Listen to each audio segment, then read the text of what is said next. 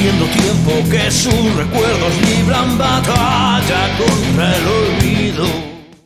Bonjour les aficionados du Matador, et bienvenue dans le premier épisode de la série One Day, One Figure, One Story, faite en partenariat avec Petrus Custom Figure, la page de Richard Petrus.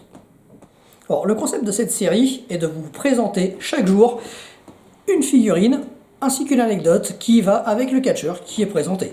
Pour présenter Richard, qui fabrique donc les figurines, il fait cela depuis environ 5-6 ans et il fait des figurines d'inspiration Hasbro qui sont quand même les figurines références en la matière. Et pendant toutes ces années, il a quand même fait une très grande partie des catcheurs français, mais également quelques catcheurs internationaux. Alors, pour ce premier épisode, nous allons vous présenter la figurine de Monkey G. Alors, tout le monde connaît Monkey G. Lui et moi, on se connaît depuis des années. Nous avons pas mal tourné ensemble dans diverses promotions, que ce soit bien sûr à la FPWO où nous avons débuté tous les deux, à la PC, à la SCWA, également à l'AIA. Et nous avons eu plusieurs fois les titres par équipe de la FPWO.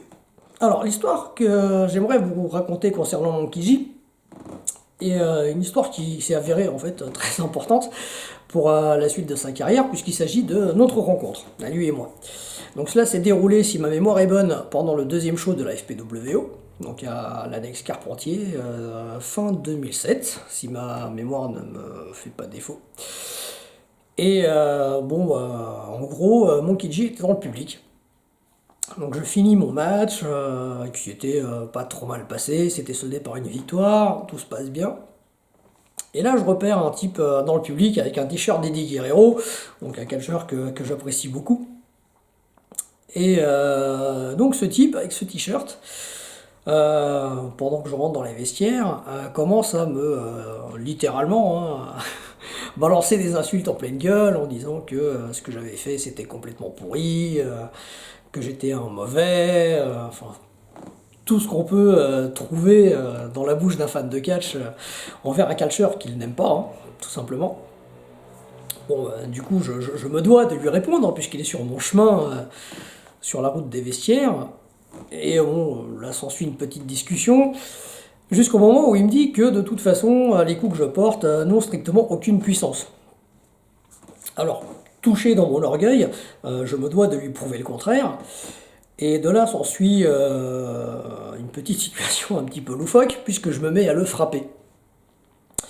Donc je lui mets quelques coups bien placés, comme les catcheurs peuvent aussi savoir le faire, et une fois que j'ai terminé cela, je pars dans les vestiaires. Sauf que je n'avais pas anticipé une chose, c'est qu'il allait garder les marques pendant très longtemps, pendant environ 2 semaines. Et cela a foutu en rogne sa compagne de l'époque, qui s'est débrouillée pour nous retrouver via les réseaux sociaux, qui nous a transmis le fond de sa pensée. Donc nous nous sommes quand même revus par la suite avec Monkey G, voilà, pour au moins nous excuser que voilà, ce n'était pas volontaire de lui avoir fait aussi mal. Et bon, le courant est vraiment bien passé.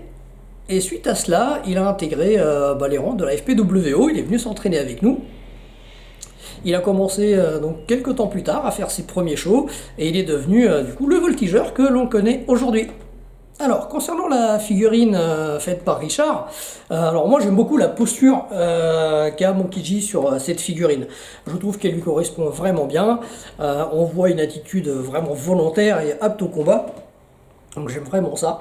D'un point de vue travail, esthétique pure, je trouve que le pantalon de cette figurine est particulièrement réussi, avec les lianes qui représentent fidèlement le costume de Monkey G.